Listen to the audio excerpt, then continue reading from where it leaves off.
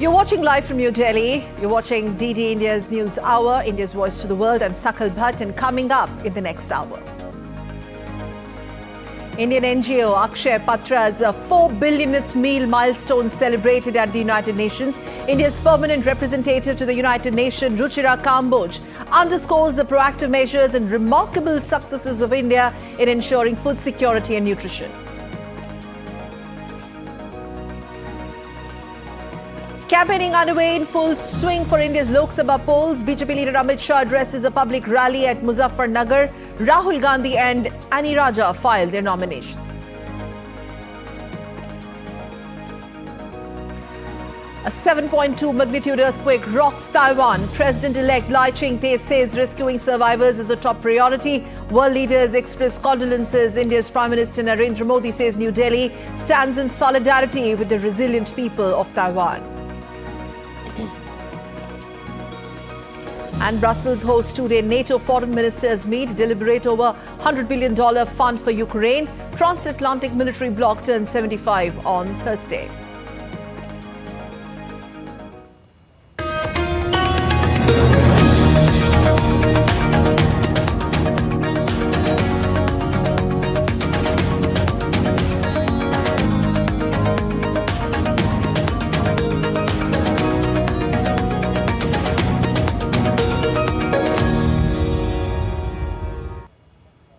Well, world woke up to an unsettling news. A 7.4 magnitude earthquake hit Taiwan's east on Wednesday morning, the seismic event rocking the entire island nation. The earthquake has claimed so far, according to reports, nearly 9 lives and injured as many as 900 people.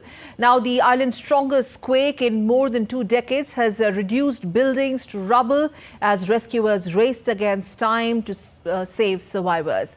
We have more details.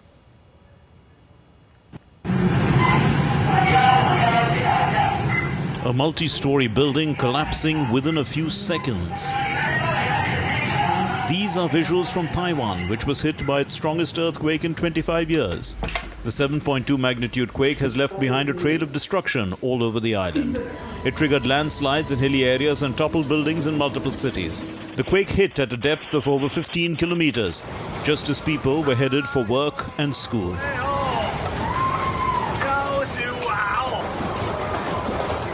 Daily life has come to a standstill as the tremors led to road closures and knocked out power in several regions, including capital Taipei. Rescue workers are searching collapsed buildings in Hualien, near Taiwan's quake epicenter. Visiting disaster-hit areas, Taiwan's president-elect Lai Ching-te has said that rescuing survivors was the top priority of the authorities. We need to find out how many people are still trapped and to rescue them as soon as we can. Tributes from global leaders have been pouring in, with Indian Prime Minister Narendra Modi expressing condolences over the loss of lives in the earthquake. PM Modi said, and I quote, "Deeply saddened by the loss of lives due to earthquakes in Taiwan today, our heartfelt condolences to the bereaved families and wishes for a speedy recovery to the injured. We stand in solidarity with the resilient people of Taiwan, offering sympathies to people who have been affected by the disaster." Japan's Prime Minister Fumio Kishida said that his country is ready to provide necessary support to Taiwan. Meanwhile, the fear of aftershocks has put the whole region on alert, with Japan issuing an evacuation advisory for coastal areas due to a tsunami warning. Bureau Report, DD India. And DD India's Patrick Falk has sent us this report from Taipei. Well, reports say that 75 people that were trapped inside tunnels in Hualien County have now successfully been rescued. There are still more than 100 others that are trapped, including 50 in 4 separate minibuses. These were hotel employees that, as we understand, were caught in these buses on the way to work when the quake struck. And of course, there are still others that may be trapped in collapsed buildings. You'll have seen a lot of the visuals visuals of the damage, mostly in Hualien County. Many buildings that have been ripped from their foundations and are leaning on a tilt. And the coming days are looking really quite uncertain for Taiwan. There have been more than 100 aftershocks that have taken place since that initial quake struck at 8 a.m. Local time, some of them measuring above magnitude 6 on the Richter scale. And authorities have said that further aftershocks are expected, and there could be ones almost as big as that initial quake. Authorities have said that the priority right now is really to save as many lives as possible. There is some concern about the spread of disinformation, and authorities have also been calling on people to verify reports so that they can ensure that necessary help gets to people that need it the most. And now let's go live across to Taiwan. In fact, Taipei. From there, Roger Shifeng Liu, he's the CEO of the Research Institute for Democracy, Society and Emerging Technology.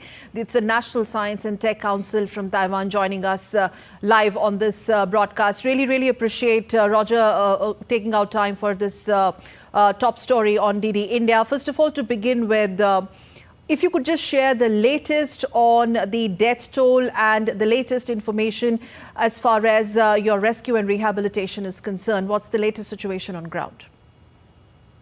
Well, the earthquake took place this morning at 7:58 local Taipei time. So when it took place, actually, it was during the commute time. So most of the people are on their way to their office. Mm-hmm. So the metro system actually was shut down for 20 minutes because of the strong tremble. So after that, people have to switch to buses. But most of the people actually reach out to their office on time.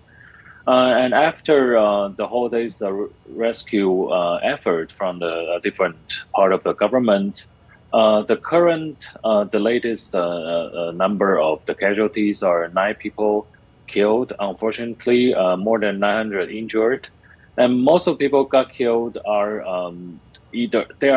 mostly from the eastern part of the island, which is the Hualien County. We're very close to the epicenter.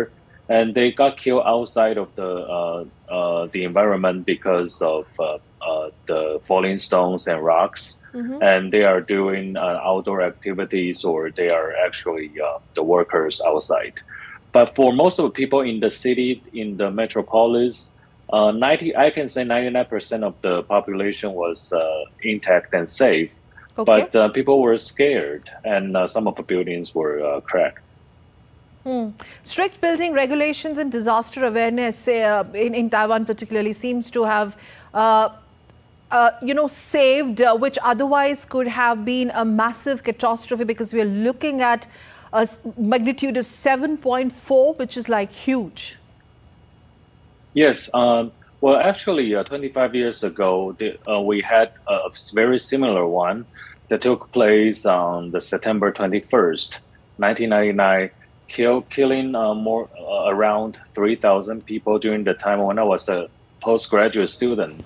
I was experiencing that earthquake, and the power was cut for 20 days, and there was no water for several weeks. But this time, actually, the resilient society of Taiwan actually had played, very impressive, behavior compared with 25 years before. One of the major reasons is, like you said, the strict building regulations actually help a lot, because that give people more composition when they are, trying to endure the tremble, because they are sure that the building will not crumble, so they can stay there until it ends. And people now have learned from the previous earthquake. An earthquake actually is a daily happening for most of the Taiwanese people. Mm-hmm. So they know how to keep calm when it comes, and they know where to find the shelters. And if more serious events are taking place, they know who to ask for help. Mm-hmm. Roger, what is the advisory for the next 48 hours? And I believe there is also a tsunami alert. Yes, but they have been downgraded because, most of the tsunami alert was against Japan and the Philippines, because this earthquake was taken on the eastern part of Taiwan, where we have the rocky and very high cliffs, so the water will not reach that high. But what we are paying attention is a series of aftershocks, and I experienced at least more than 10 stronger aftershocks since the first strike. So I think for the future, actually, the authorities, the seismic authorities of Taiwan has issued a warning that for the coming 4 days, then there might be a bigger one with a magnitude of 7, which is very similar to the first one. So are there any preemptive measures that are put in place for that? Well, actually, I got the message sent out from the central government 10 seconds before the major earthquake. Okay. So I got it, I read it, and I jump out of the bed, and it comes. So, so there was, this is a very important Yes. piece of information that you're sharing with the viewers, that there was actually a message or a warning or an earthquake warning just 10 seconds prior to the exact time when the first tremor struck. Is it true? Right. For the recent years, the Taiwanese government has provided service for important events. For example, last time when China test launching a missile crossing the island of Taiwan, well, they sent a warning to the people. And for the major earthquake, they will do that as well. So we are trusting the government for now. And the rescue operations are currently underway. Has the situation eased out, calmed down? Yes. Well, this is like after, the dealings of the events. For most of the people, well, the major earthquake has passed. And the rescue efforts are continuing because for Taiwanese people, we are having a longer weekend this time. It's the traditional tomb sweeping day, so people are expecting to visit the eastern part of Taiwan, which is majorly hit by the earthquake this time. So I think for the future, people are trying to find out their leisure places in other places. So it can be a more chaotic weekend, but people will be happy that most of the people are not hurt. There are also reports of major landslides in hilly areas, and these disturbing visuals of toppled buildings, slanted buildings. So the areas, the regions around Taipei, what is the situation there like? For most of the building around Taipei, most of the things are fine. There are some cracks. There are some falling of the tiles on the road and the streets. There is a crack on one of the major metro system in New Taipei City. Other than that, I think most of the buildings are fine and intact. The landslides, the terrifying landslides that you have seen from the social media portals are actually on the far side of Taiwan, which is on the eastern side of Taiwan. These are the scenic areas. So fortunately, not many people are getting around there. Well, it happens before the long weekend holidays. So I think that's one of the major reasons we don't see a lot of casualties as well. And let's hope that there are no casualties. There's no, uptick in the death toll, and as you already mentioned that for the next 78 or 42 hours or more than that, there is already an advisory in place. So the administration has already taken preemptive measures and people are on alert. Yes, thank you so very much for saying that. And we are actually feel very warm by reading the message sent out by Prime Minister Modi and other world leaders caring about what's happening in Taiwan. And we really appreciate that. Roger Liu, thank you very much for joining us live from Taipei and bringing us up to speed with the aftermath of the earthquake that struck Taipei or Taiwan in the early hours today. And now still to come on DD India News Hour, let's take a look what's up for you. Coming up next on DD India, world leaders condemn deaths of 7 aid workers in an Israeli airstrike in Gaza. Israel's Prime Minister calls the airstrike unintended and tragic. And over in Turkey, protests continue unabated in its southeastern province of Van. Candidate from President Recep Tayyip Erdogan's AK party replaces newly elected mayor from pro-Kurdish party. And Judith Suminwa becomes the Central African nation's first woman premier. President of the Democratic Republic of Congo appoints country's former Minister of Planning as the Prime Minister.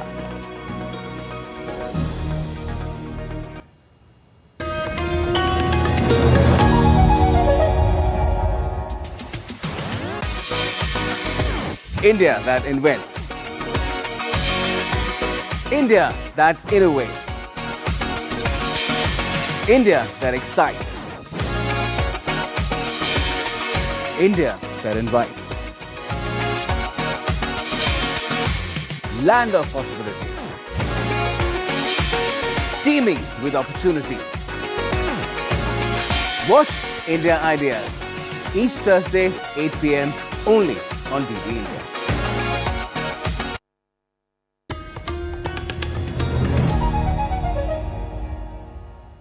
Thanks for staying with us. You're watching DD India's News Hour. I'm Sakal Bhatt, and let's now move on to the other big story. A proposal for $108 billion funding for Ukraine is on the table as NATO foreign ministers meet in Brussels. The two-day meeting aims to have an aid package finalized in time for the NATO summit, which will be held in Washington, D.C. in July. The proposal by NATO Secretary General Jens Stoltenberg would give the Western alliance a more direct role in coordinating the supply of arms and equipment to Ukraine.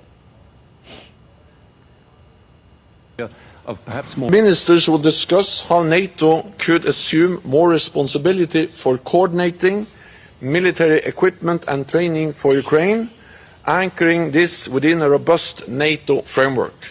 We will also discuss a multi-year financial commitment to sustain our support. Ukraine. NATO allies have agreed on Wednesday to initiate planning on long-term military support for Ukraine, but a proposal by NATO Secretary General to do so via a €100 billion 5-year fund drew mixed responses. Stoltenberg's proposal would also give the Western alliance a more direct role in coordinating the supply of arms, ammunition and equipment to Ukraine as it fights Russia's invasion. Speaking before a meeting of NATO's foreign ministers in Brussels on Wednesday, Stoltenberg said Kyiv had urgent needs, adding that any delay in providing support has consequences on the battlefield as we speak. The Ukrainians are not running out of courage, they are running out of ammunition. So in our meeting today, we discussed how to put our support on a firmer and more enduring basis for the future. All allies agree on the need to support Ukraine in this critical moment. There is a unity of purpose. Allies have agreed to move forward with planning for a greater NATO role in coordinating security assistance and training. But make no mistake, Ukraine can rely on NATO support now and for a long haul. DD India's Ishan Garg joins us live from Brussels. So Ishan, what information can you share with our viewers as far as this discussion on the long-term military support for Ukraine is concerned, and most importantly, the long-term support to Ukraine, which is on agenda?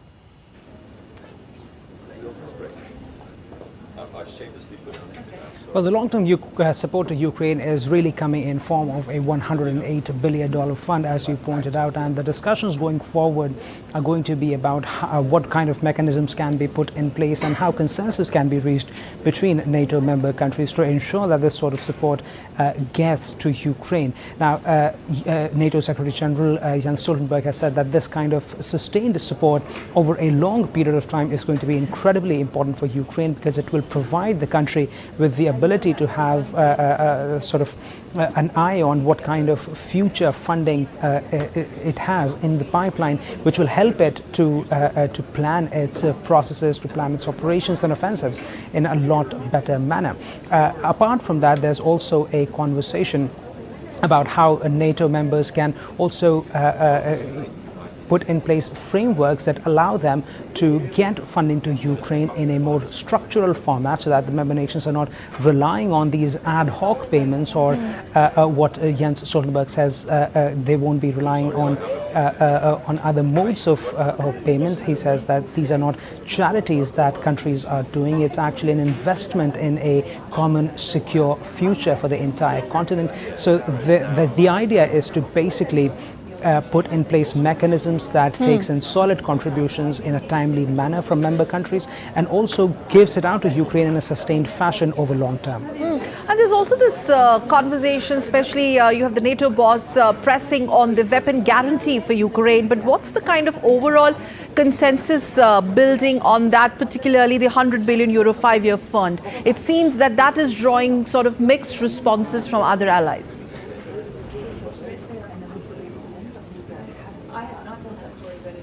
Well, it is a big commitment, and there have been criticisms of NATO allies when it comes to defense spending. This is one criticism that the US presidential hopeful Donald Trump has also raised, saying that a lot of NATO member countries do not reach their 2% spending target, 2% of their GDP rather.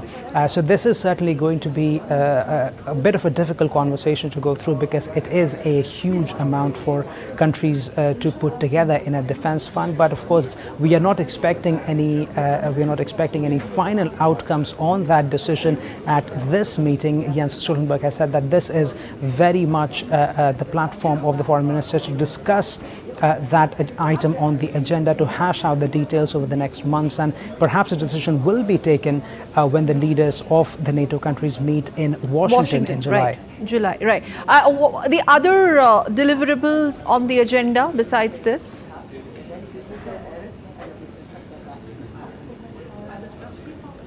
Well, there isn't any hard deliverable as such, but there have been lots of discussions about how NATO can also increase its operations and, in some sense, its interoperability with the Ramstein Group, which is also known as the Ukraine Contact Defense Group. This bloc of 40 countries which have been instrumental in providing military aid to Ukraine, in coordinating all that military support. And now as there are concerns that there might be a US pull out from NATO's functions if there is a Donald Trump presidency next year, NATO is also looking to play a bigger role in that. There also have been some conversation about NATO potentially taking the Ramstein Group mechanism under its own fold, and in some sense making sure that that sort of coordination of military supplies to Ukraine does not wither away if in case the US pulls its support from NATO allies. Okay, we'll leave it there as of now. Many thanks, Ishan Garg of DD India, for joining us live from Brussels on this important story. Thank you. And as NATO commemorates its 75th anniversary this week, Russia has asserted on Wednesday that the alliance, now at the age of 75, has reverted to a Cold War mindset.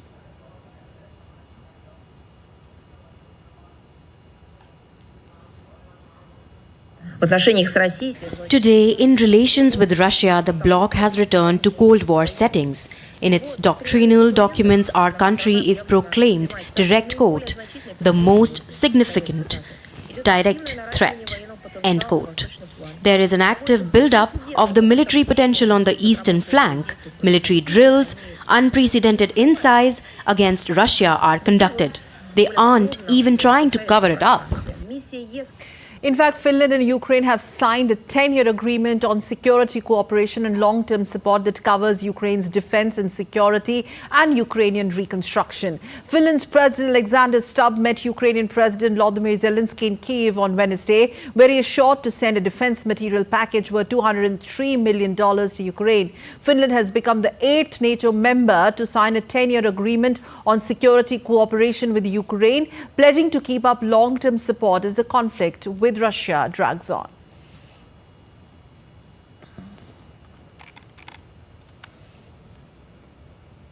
In other news, world leaders have condemned the deaths of 7 aid workers in an Israeli airstrike in Gaza. The World Central Kitchen immediately paused operations in the region after the strike. Israel's Prime Minister Benjamin Netanyahu has described the airstrike as unintended and tragic. UK has summoned Israel's ambassador in London to express its unequivocal condemnation of the killing of these aid workers. Leaders from around the world expressed condemnation for the tragic loss of 7 aid workers in Gaza in an Israeli airstrike. Among the victims were individuals from Britain, Australia, Poland, a US-Canadian dual citizen, and Palestinian backgrounds. The attack occurred during a strike on their convoy on Monday night. Responding swiftly, the World Central Kitchen halted its operations in the area in light of the incident. World Central Kitchen, the charity founded by celebrity chef Jose Andres dedicated a social media post to 7 of its workers killed in Gaza. Photos of all the victims were shown with their names, ages and job titles. Wednesday saw bodies of 8 workers killed by the Israeli airstrike transported to leave Gaza. United Nations Secretary General Antonio Guterres expressed deepest condolences and said that the Israeli strikes on World Central Kitchen aid workers was devastating. The devastating Israeli airstrikes that killed World Central Kitchen personnel yesterday bring the number of aid workers killed in this conflict to 196, including more than 175 members of our own UN staff. Britain summoned Israel's ambassador in London to express its unequivocal condemnation of the appalling killing of the kitchen workers, 3 of whom were British nationals. Awful, awful tragedy to think that these were brave Brits who were actually risking their lives to bring aid to people in need in Gaza. To have lost their lives in these circumstances is tragedy. My thoughts, obviously, with their family and their friends at this time. I spoke to Prime Minister Netanyahu last night and was very clear with him that the situation is increasingly intolerable. US President Joe Biden called the charity aid group's founder to share his condolences over the killing of World Central Kitchen workers in Gaza. We were outraged to learn of an IDF strike that killed a number of civilian humanitarian workers yesterday from the World Central Kitchen. We expect a broader investigation to be conducted and to be done so in a swift and comprehensive manner.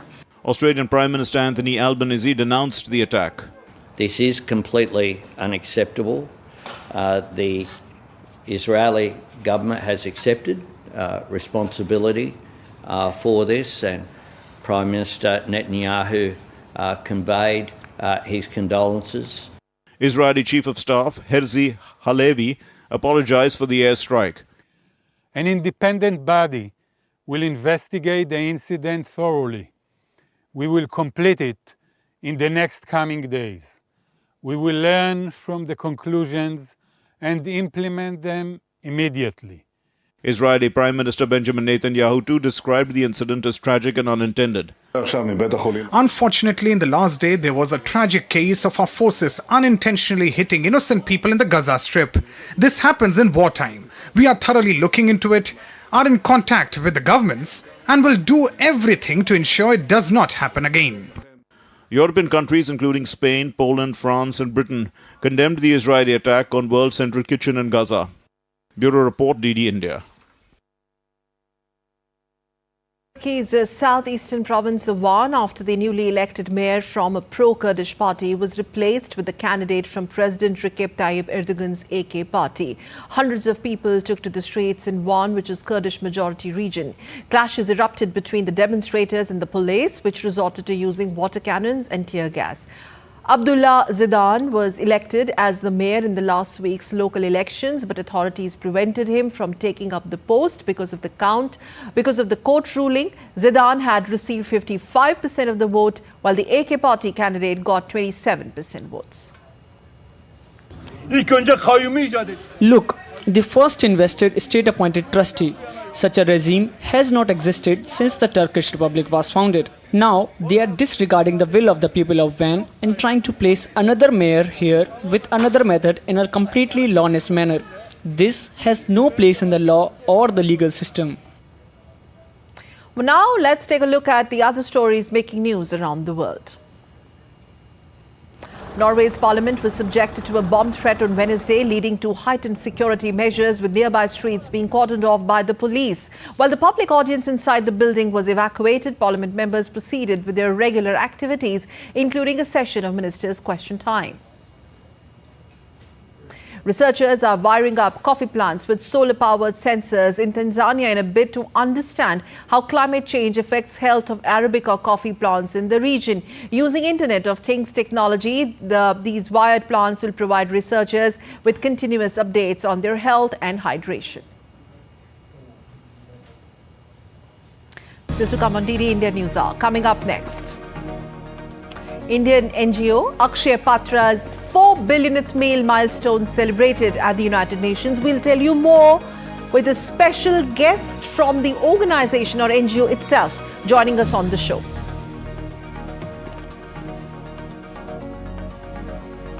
China's recent release of new list of names for places in Arunachal Pradesh strongly rebuffed with firm rejection from New Delhi.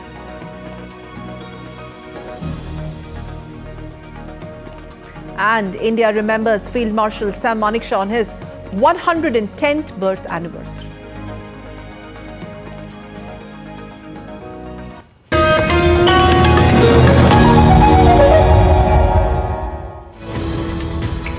We just don't bring you the news as it unfolds. We get to the heart of the matter. We don't just present facts. We demystify complex social, political and economic events. We break stories that shape the world's present and future because you deserve the truth. I am Tanvi Taneja from New Delhi. I'm Ollie Barrett from London. I'm Nick Harper from Washington, D.C. Join us on DD India Global Monday to Friday at these times.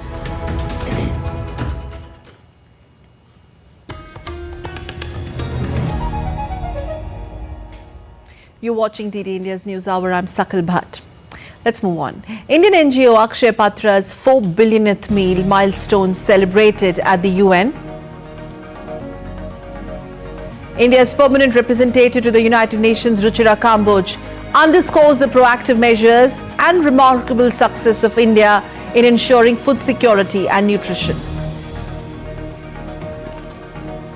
Campaigning underway in full swing for India's Lok Sabha polls. BJP leader Amit Shah addresses a public rally at Muzaffarnagar of UP, and Rahul Gandhi and Annie Raja also filed their nominations.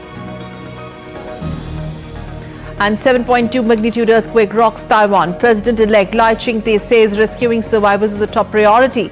World leaders express condolences. India's Prime Minister Narendra Modi says New Delhi stands in solidarity with the resilient people of Taiwan.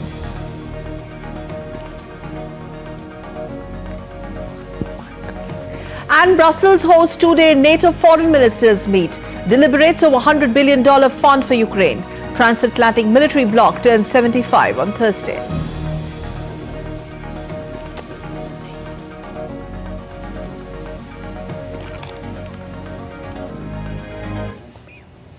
So it was India's moment at the United Nations. Indian NGO Akshaya Patra's 4 billionth meal milestone was celebrated at the United Nations. India's permanent representative Ambassador Ruchira Kamboj praised the commendable work done by Akshaya Patra Foundation in ensuring food security and nutrition to the millions of children. In fact, Ambassador Kamboj was speaking at the UN session titled Achievements in Food Security, India's Strides Towards Sustainable Development Goals.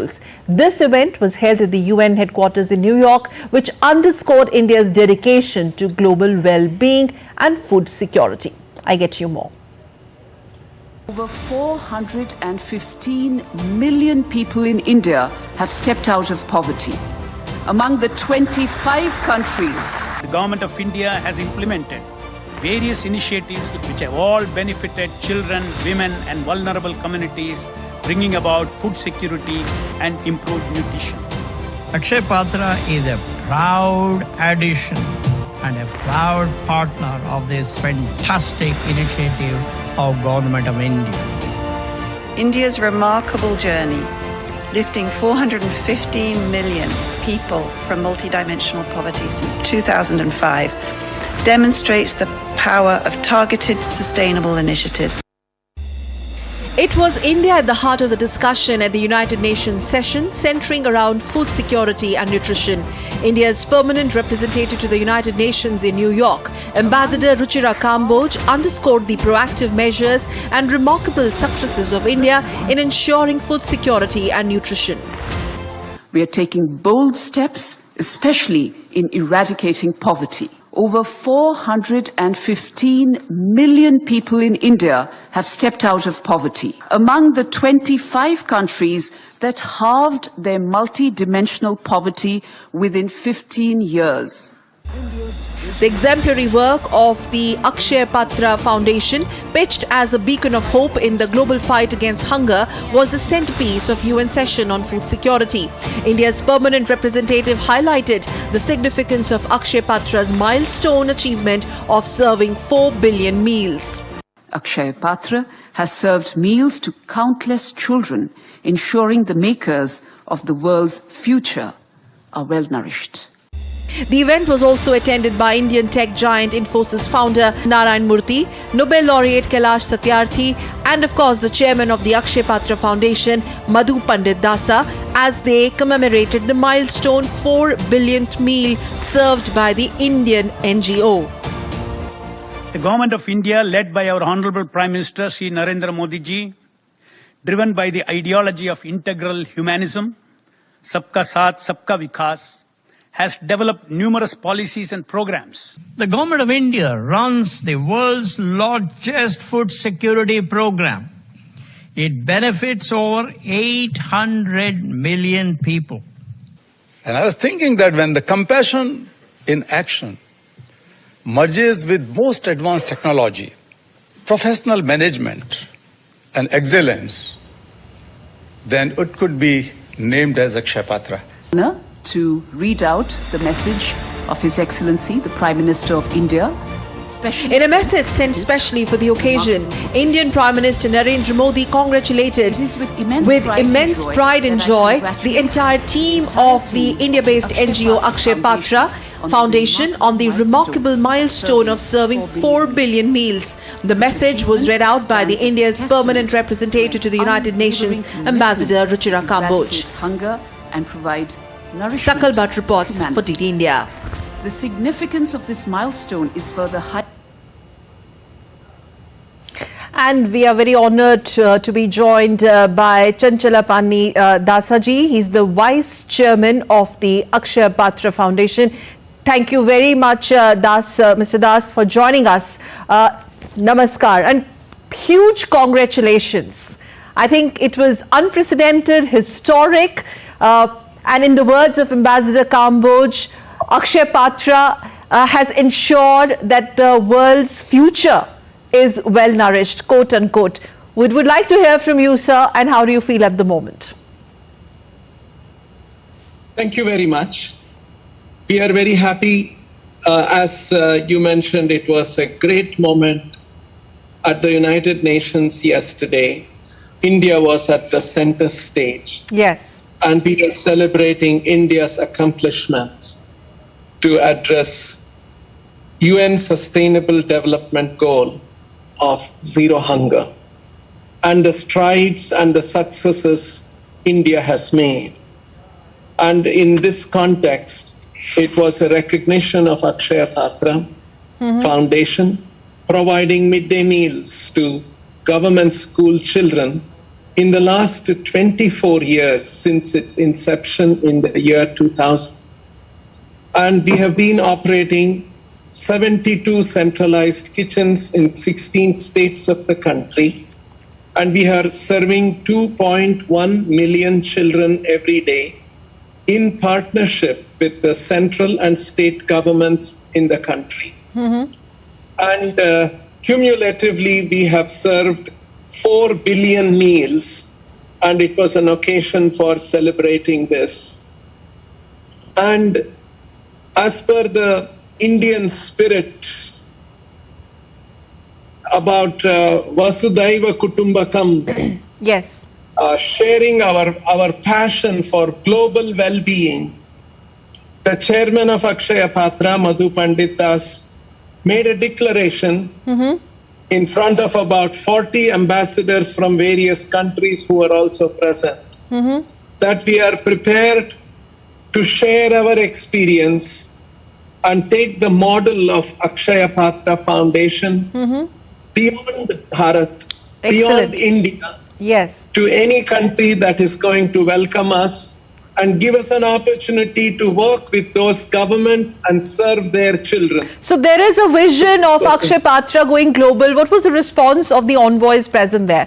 How did the rest of the world react to that?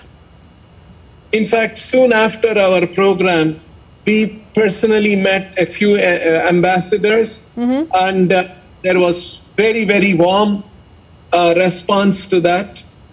We had responses from the ambassadors of Sri Lanka, Nepal, Bhutan, and a few countries of Africa. All of them flocked around us and was very happy to hear about this and wanted to welcome us and we have made some connections, and we will explore this further with the involvement of the government of India to see that if it is as per the spirit and wishes and policies of Indian government to support these countries in addressing their problems of hunger. Yes. Mr. Das, from someone like you who has been at the helm of affairs when it comes to Akshaya Patra, along with the Honorable Chairman, what do you think the message, India at the global high table when it comes to the ensuring food security template for the rest of the world, India taking the lead there, not center stage, but taking the lead there, leading from the front, setting examples? Yes, I think this is something, this is this is the DNA of India. We want to help, we want to support, we want the global well-being, not just our well-being. And so whatever has worked for us, whatever is working very well, we are so happy to share because we don't want hunger, we don't want poverty anywhere in the world. Anyone who is suffering, that is the spirit of India. India wants to extend a hand, and this was one of the things that Nobel laureate Kailash Satyarthi ji, who was present in this celebration, he also mentioned that there have been globalization of businesses, globalization of information sharing, all of these kind of. This is a world. This is an era of globalization, and he said we must globalize compassion, and Akshaya Patra should take play an important role. And he said that India should be the leader of this globalization of compassion movement. And that was very inspiring. And that's the spirit of Akshaya Patra too, we wanted to share. And that's the spirit of Vasudhaiva Kutumbakam, which our Honorable Prime Minister is also strongly talking about in all different international forums and the G20 forum. Sir, you were there at the event, and Ambassador Kamboj read out Honorable Prime Minister of India's message also. If you could just share your thoughts on that as well. Prime Minister sent us this message, and it was such a warm, heartening message. And he said, I'm so happy that this is happening in the United Nations. And he said, I fondly remember serving the 3rd billionth meal, because in 2017, Honorable Prime Minister was involved in serving the 3rd billionth meal of Akshaya Patra in Vrindavan, India. And so he remembered that. And he also mentioned that I have inaugurated the kitchen in Varanasi that feeds 1 lakh children in Varanasi.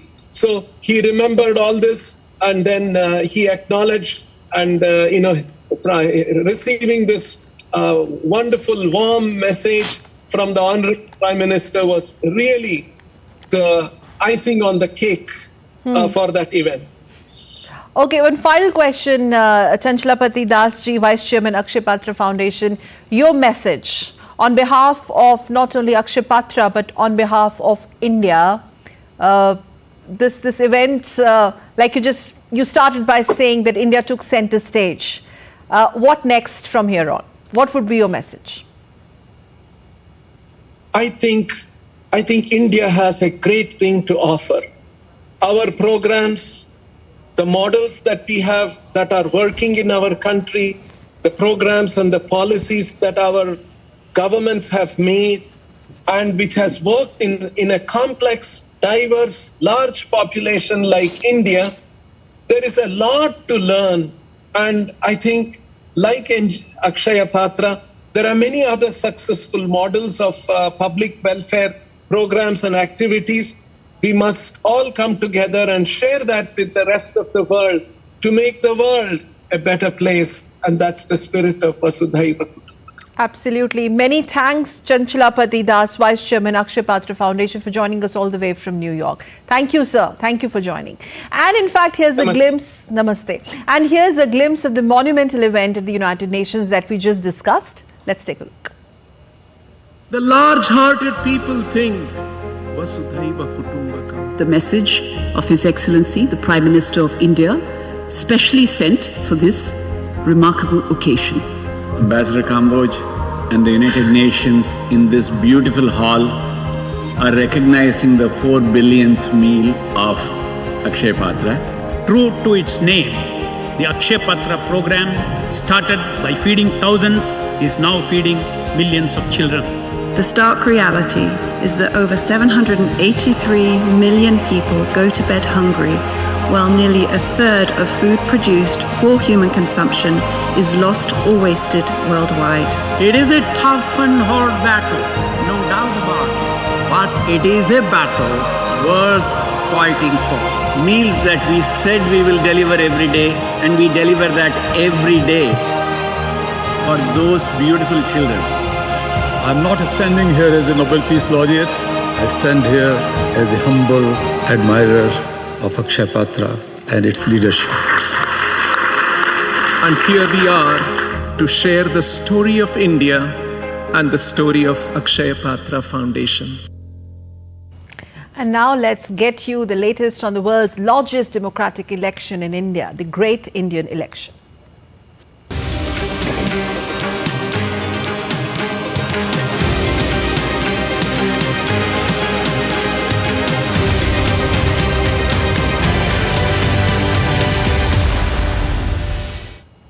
Well, as the date for the first phase of the Lok Sabha polls nears, political parties are intensifying their political pitches in different states.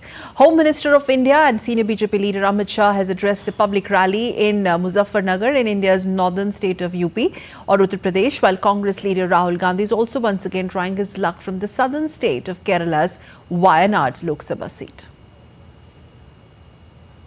With the polling for the first phase of Lok Sabha polls just days away, campaigning has gathered momentum with leaders of all political parties reaching out to the electorate with promises raising the poll fever.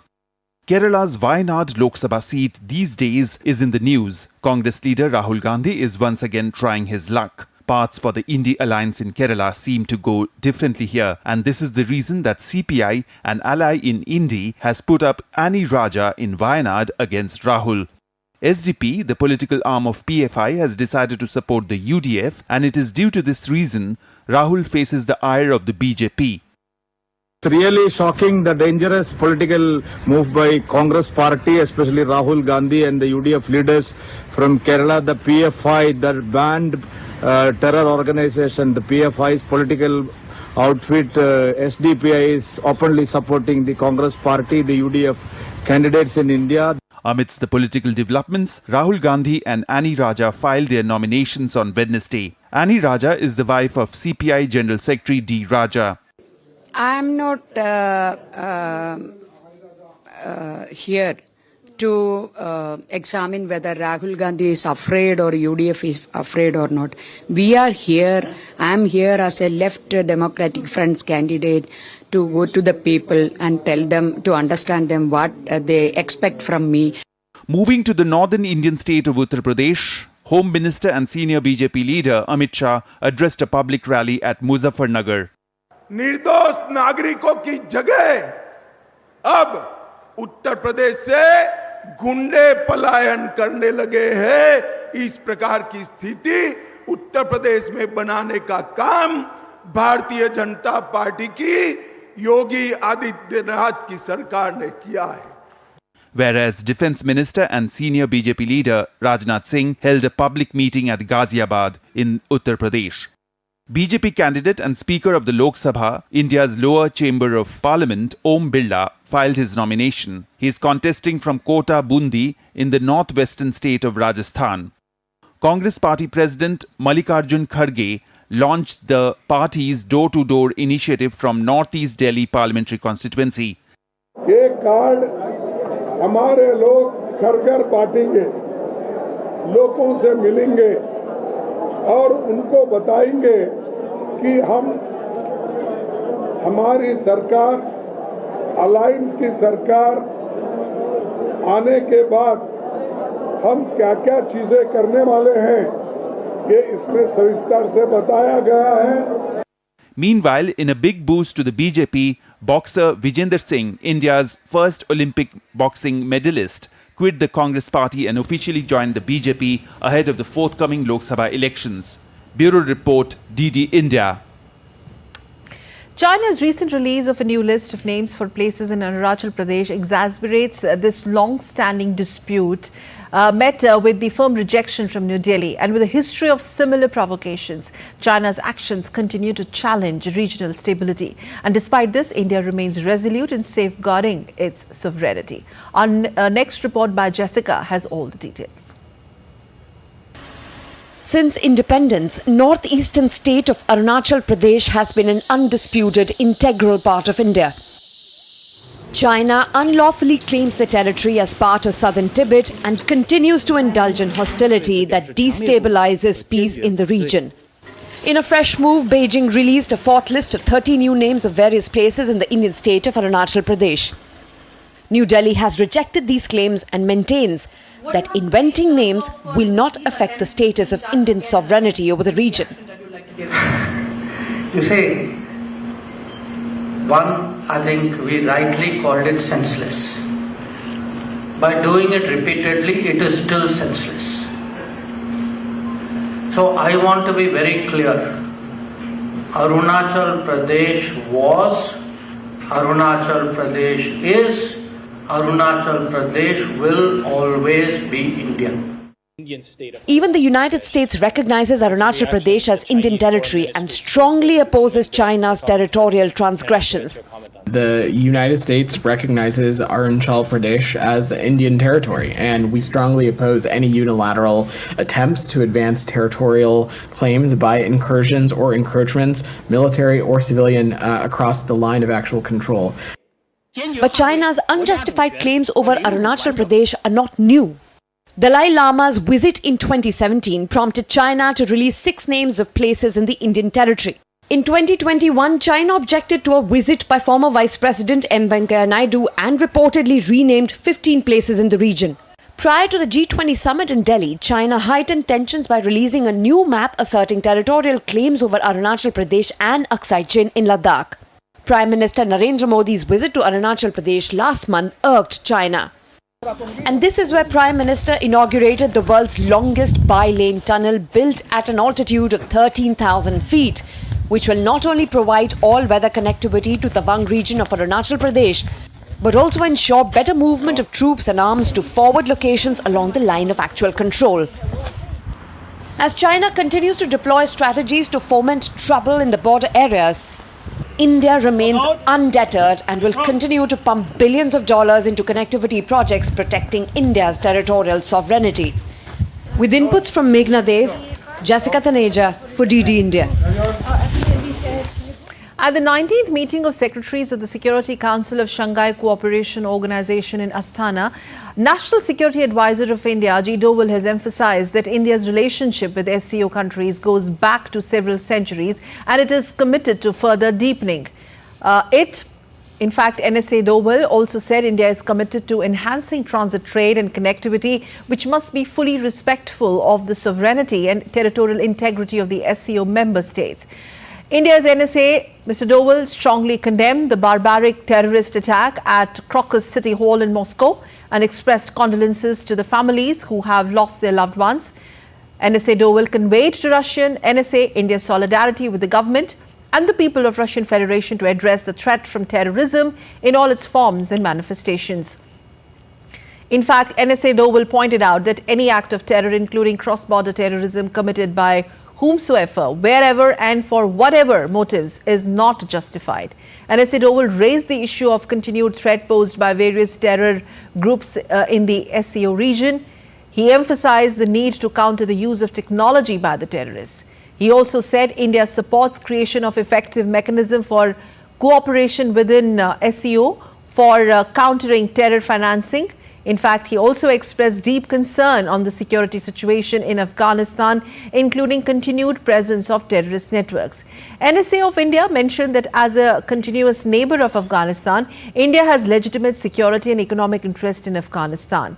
In the meeting of Kazakhstan, President Kasim Jomar Tokayev with the secretaries of the Security Councils of the SCO member states. NSA Ajit Doval conveyed India's support for Kazakh initiatives in SCO and for a successful presidency. In fact, India is committed to further deepening its relationship with SCO and member states in a proactive and constructive manner.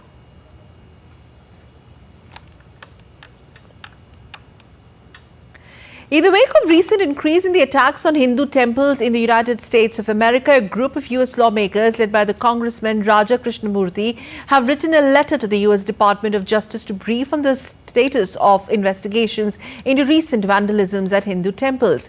And that's the letter on your screens, written by the members of the Congress of Indian descent, Shri Thanedar Rokhanna, Pramila Jayapal and Ami Bara noted that these attacks on the temples have contributed to increased collective anxiety among Hindu Americans. The congressmen also expressed their concern over the law enforcement coordination regarding these bias-motivated crimes.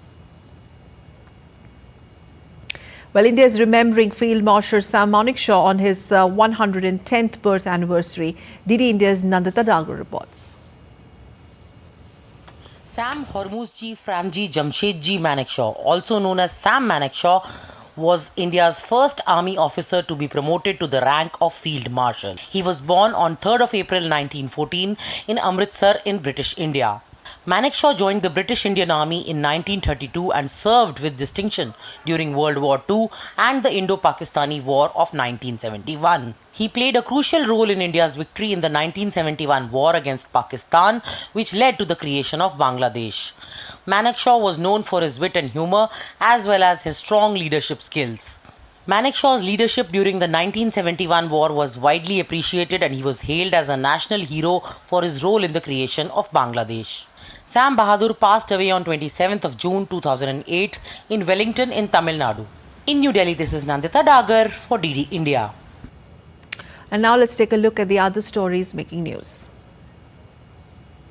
The Indian Air Force on Wednesday said that it had recently received delivery of the first indigenously designed and developed crash fire tender. The CFT has been manufactured by a Noida-based Indian MSME firm against a contract worth $34 million. India's Health Minister Mansukh Mandavia chaired a meeting on Wednesday to review preparations to tackle heat-related illness due to the heat waves in the following months. Mandavia has emphasized the importance of creating a central database with inputs from states to share field-level data on heat waves. Well, that's all in this edition of DD India's News Hour, but let us know your thoughts on the news of the day. You can connect with us on Facebook, on X, which is formerly known as Twitter, and Instagram, and we will be back with more news as it breaks here on DD India. I'm Sakal Bhatt, and from all of us here in New Delhi team, thanks for watching DD India News Hour.